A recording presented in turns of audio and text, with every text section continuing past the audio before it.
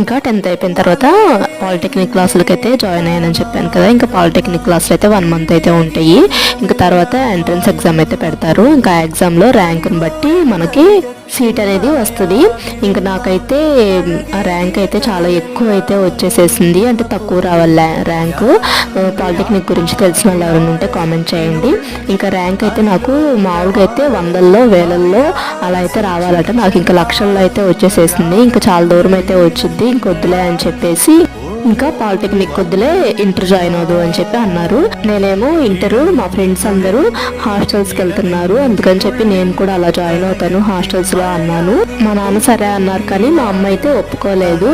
ఇంకా ఊర్లోనే కొంచెం మా ఊరికి దగ్గరే ఒక కాలేజ్ ఉంటుంది. ఇంకా కాలేజ్లో అయితే జాయిన్ చేసింది. ప్రైవేట్ కాలేజేనండి.